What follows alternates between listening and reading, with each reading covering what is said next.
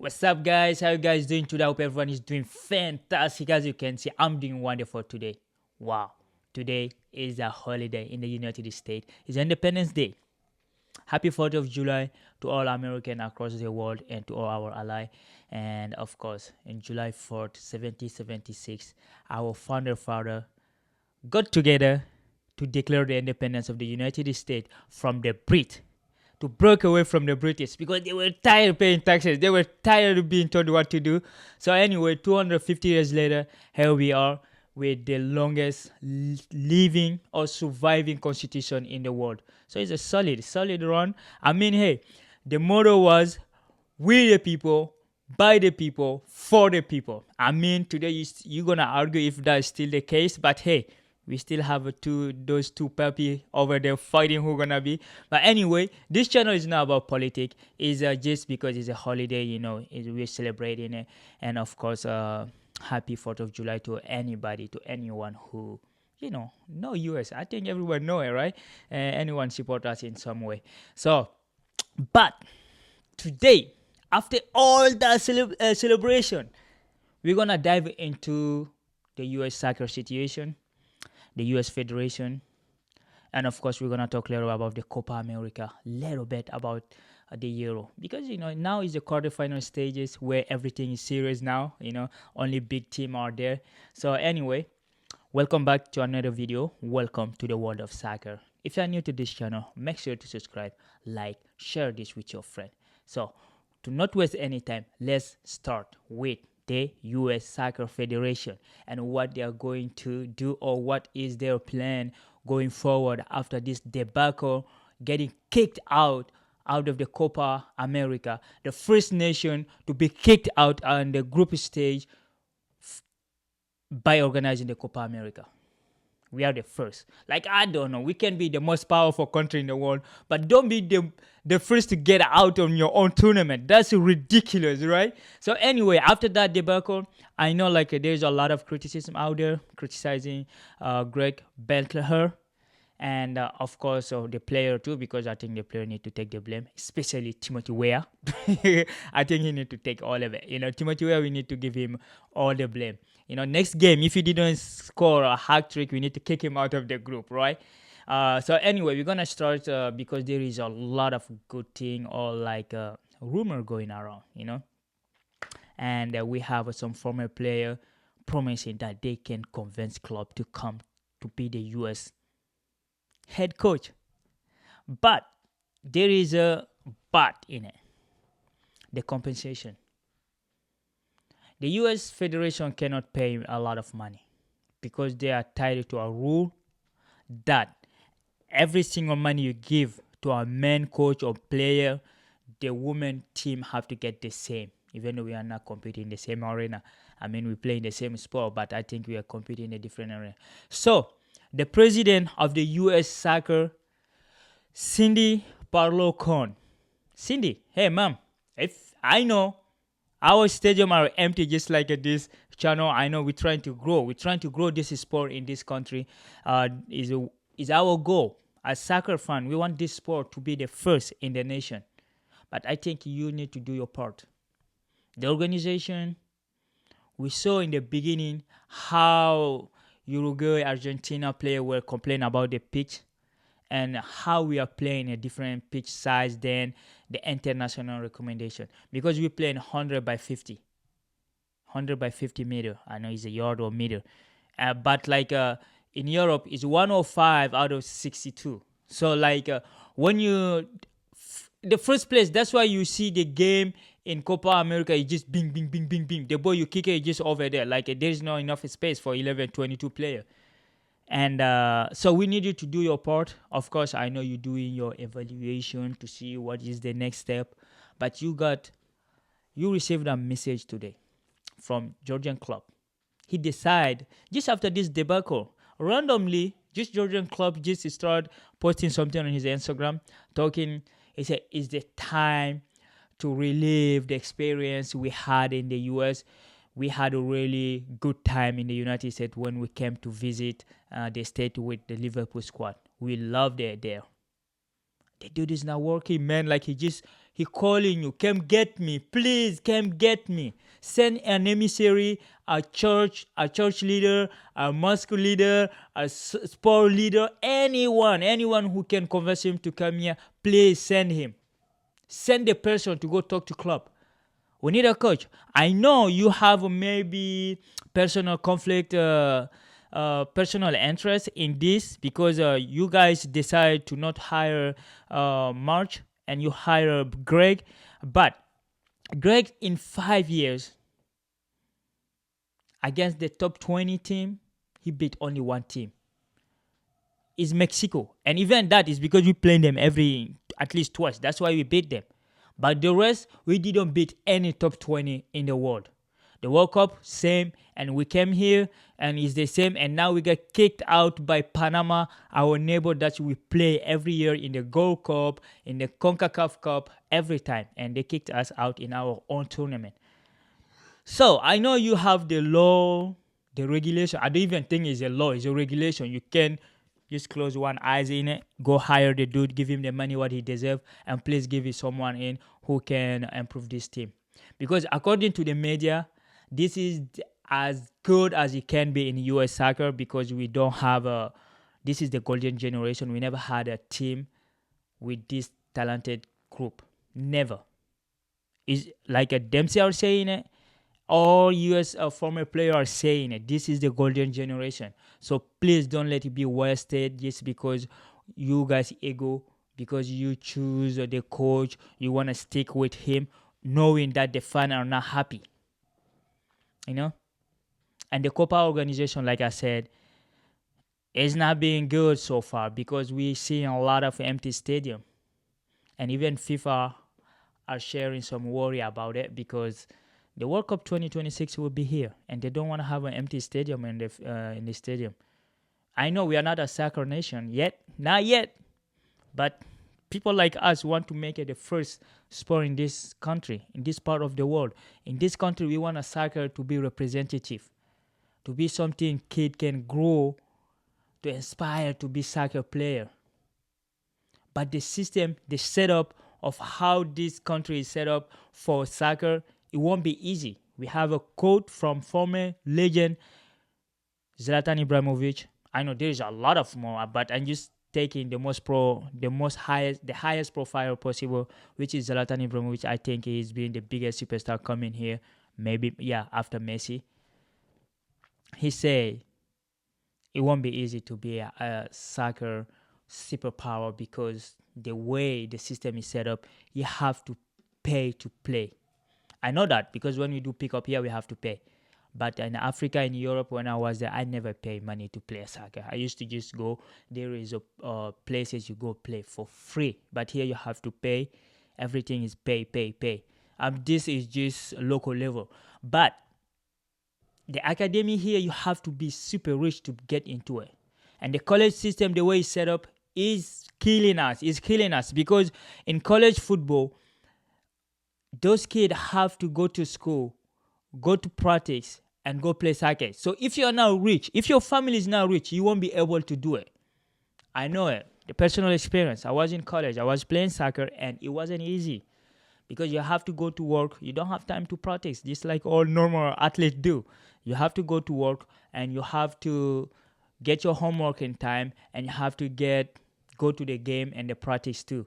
So like if your family are now wealthy, because the only kid that are really making out of that is the kid who main focus is school practice. But if you have a school work practice, most of them don't make it.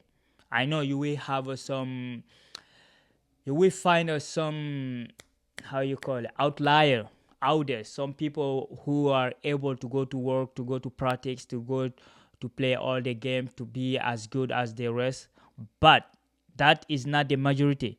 The majority of the case, the players that are going through are the players who have time to practice and, to practice to play soccer. And we don't have academy here that allow kids to just do that. The academy are freaking expensive. The soccer mom, soccer dad, you have to spend thousands, hundreds of thousands on their kid to be able to even have a chance to be in draft because we have a system that is a draft system. close between 28 team. I don't know if it's 28 or 30 team, the MLS, which is crazy if you look at it. We are in a country with 350 million of population, but we cannot ally an 11 strong team that can compete with Uruguay that is less than 10 million of population. That just tell you how bad the system is, because not everybody can go to college. You know that? Like there are kids who are really talented who cannot go to college. Right after school, they have to go to work, help their family. So here you have to be rich to do a sport, the most popular sport in the world. Look at Brazil. Most of their players come from a poor background. Vini, all of it. Just take any player you want. Like in Europe, I know some of them are rich kid and stuff, going to academy and stuff. But most of them, the superstar, Cristiano Ronaldo, take Messi, their family weren't rich. Messi family, Barcelona have to pay their medical and everything so they can have him, to help them raise him, because they were broke. We know Ronaldo history. We know Ronaldinho, all those favela kids. But here we don't have that, because all the park, they close at certain time. You go there, you cannot turn on the light to play soccer. And people here go to work, they come back, they cannot play soccer because there is no space. You have to be rich to play sport here. And we know how rich kids sometimes perform. I mean, you can be good in baseball, basketball. We are in the best in basketball because maybe poor kid can play that from the hood and stuff. You don't have to spend 1,000 and 100,000. I mean, soccer needs to be open in the United States.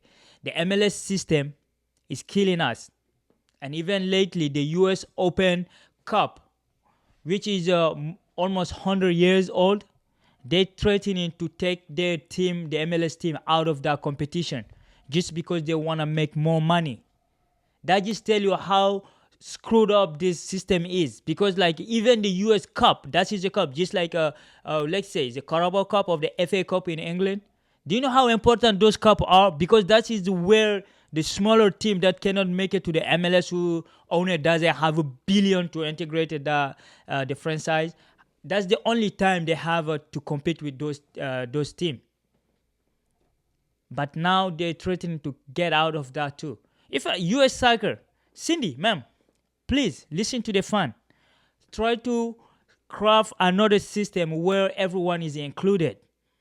Even if you have to, the state have to have their own league, and then we take those league, the champion of those league, to do like the Champions League. We have a 50 state here. If you add other state, we do like you add some territory, we maybe go a long way. But make every state to have their own league, and the champion of that go compete in their freaking MLS. That's what they should do. So like the football can be spread alongside everywhere in the state. If the MLS don't want to help the poor kid, because it's a poor kid we're talking about, to include everybody, you do it. Anyway, you are the one who is supposed to be pushing for this idea, to help this football thing, soccer thing, to be big here. Because the lady are fantastic what they're doing. They dominated the world. Our league is one of the best. But you see the system. They don't have do they have an MLS system? I don't know what kind of a system they have, but I think they have their fan that go watch their game and stuff. And the World Cup stage, we're going to follow any U.S. national team that go out. In the 15, 16, 18, 20 women, boys, we're going to follow all of them. But Cindy, you need to do something about this. Starting by appointing a head coach that know what he's doing.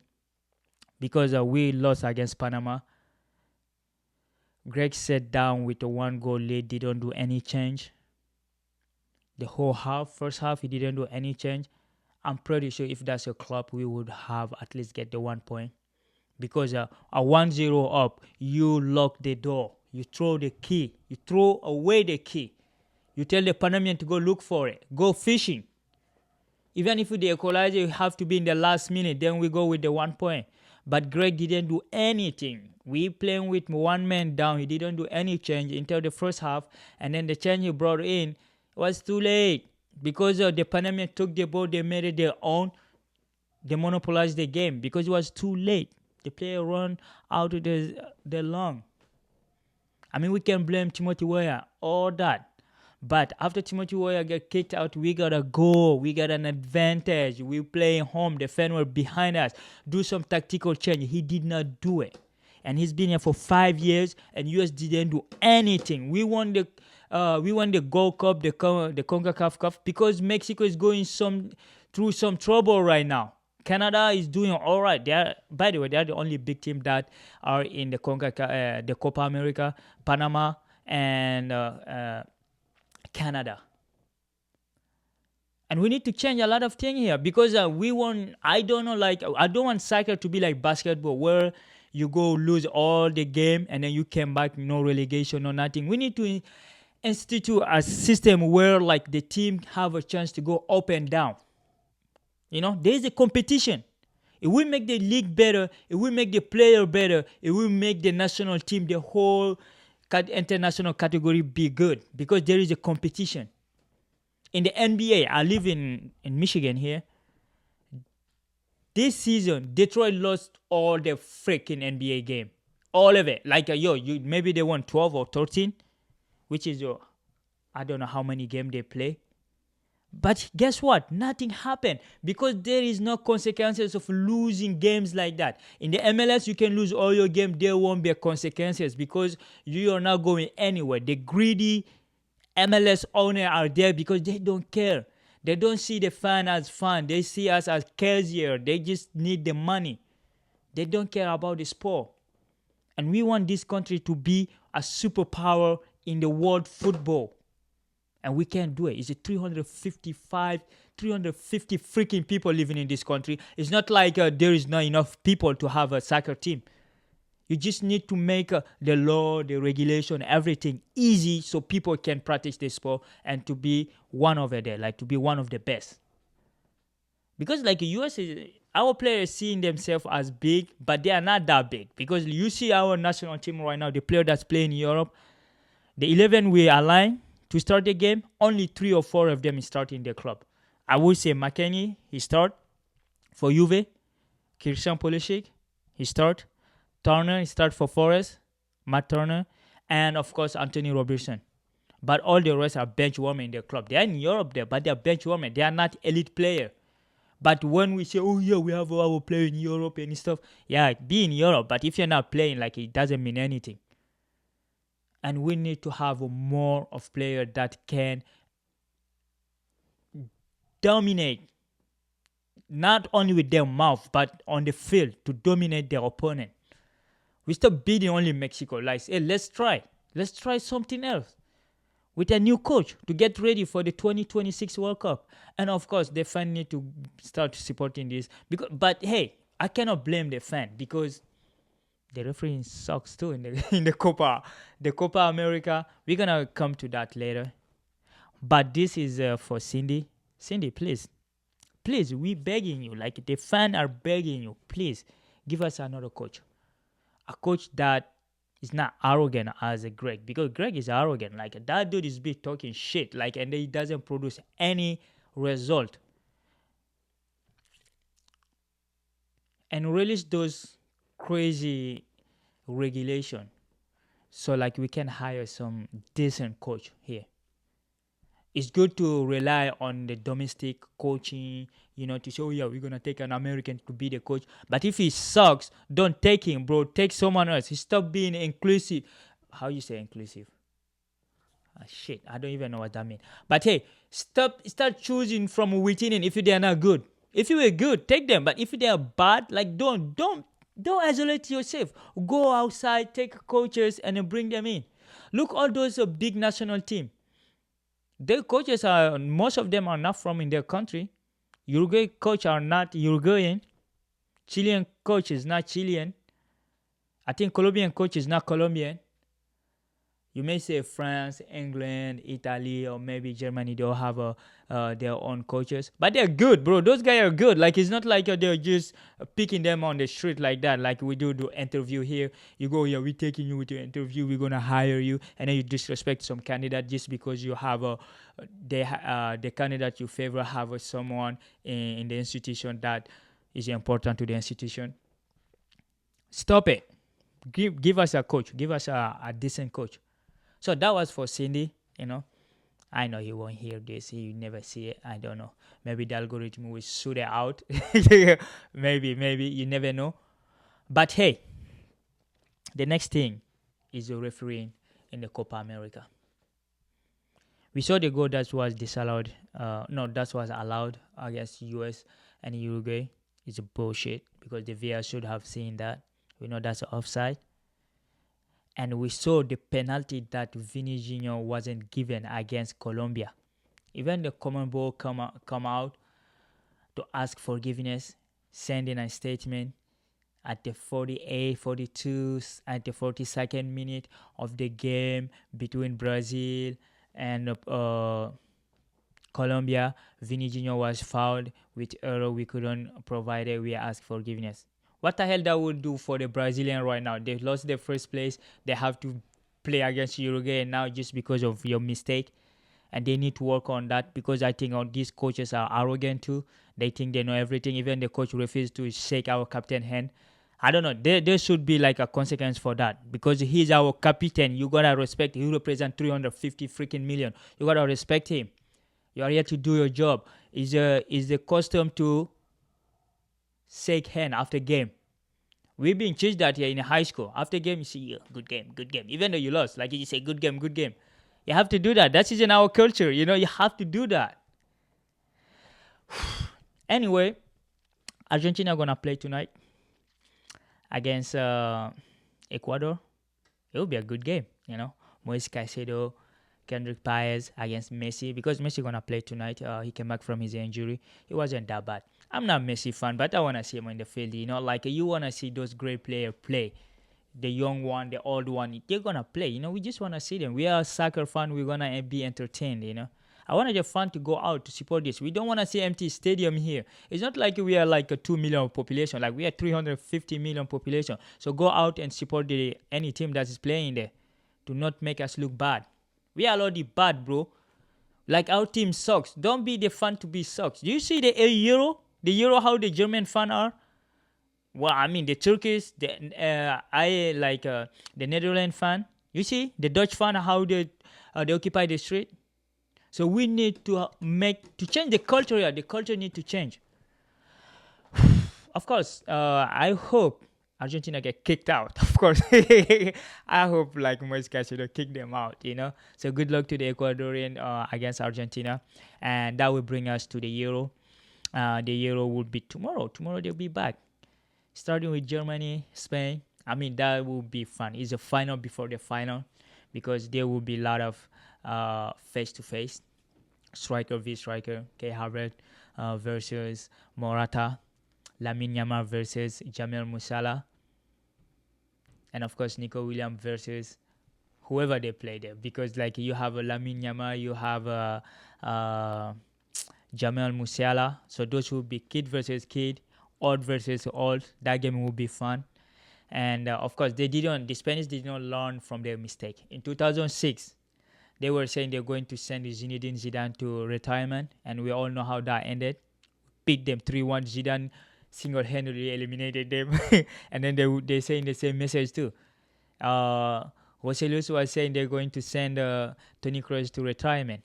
I mean, hey, Spain, you guys are good, but I hope like Germany just beat you so you learn from your mistake, So that would be exciting to watch. And of course, France, Portugal after that. Cristiano Ronaldo is so happy to meet his idol again. And he even invited the guy who helped him meet Cristiano Ronaldo for the first time. He invited him to the game. And the Mbappe family are so excited because this is just like dreaming, seeing a player to play on the field. But not only that, you saw him, but you play against him. And of course, you are one of the biggest superstars in the world. So you're going to face him. It's the beginning of an era and at the end of the era. Because Ronaldo confirmed that this will be his last Euro when he was talking after the game or they play against Slovakia. When he was asked, he was emotional. He explained why, because it was his last Euro. But Diogo Costa saved him and the Portugal team. It was beautiful to see how supportive they were. Ronaldo, that's what he needed. I think Messi had that long before Ronaldo. Ronaldo has a crying player like Bruno Fernandes trying to compare themselves to Ronaldo during the national game and stuff, trying to play the leadership role. But now I think they're all falling behind. They're all supporting him. I like what the boy from PSG, Nuno Mendes say. This is the last Euro. We're gonna do everything possible to gift him this competition. We're gonna go as far as we can, which is beautiful to say. And of course, he know a lot of French players. He know Mbappe because they play together. He know Warren Zaire He know Colomani. He know and Usman Dambele. So they know each other. So like there is a four player that he already play with, and of course the French have the PSG player in Portugal is Gonzalo Ramos, Danilo, and Vitina and Nuno Mendes. So like yeah, those are guys are just teammates. They just finding each other there again. So I think it's gonna be a really good game. But hey, Ronaldo already know what kind of tip he's going to face. He said we're going to war. That's the mentality you go for France because we are not scared. If you play us physically, we respond. You play us technically, we have the player to do it. So France is boring to watch, but is effective. I'm even worried for Ronaldo. Yeah, Ronaldo will be against Saliba there. You're Upamecano, you know? You're 39. Those guys are 23, 24. So, like, it's going to be fun to watch those duo. And I'm pretty sure he's going to start. That's for sure. Ronaldo going to start. But hey, Ronaldo, we're going to beat you guys, you know. You are the GOAT. But hey, France is the most important thing. We're going to keep this. We have to win this Euro because if we win this, we will have a chance to get rid of Gigi Deschamps. So we play some beautiful game because Zinedine Zidane is sitting there waiting for them, and to him to resign or be fired. So he refusing to take any type of job, and everyone in France wants Zidane in the head of as a head coach. And I think the only way he can do that is if Gigi Deschamps win. If JJ doesn't win the Euro, I'm pretty sure he gonna leave because then he would be winning anything, you know. Then he would be winning everything, the World Cup, the Euro, the UEFA National League. So all that is good. So we all just want him to win, you know. We want to win. It's a win, win, win.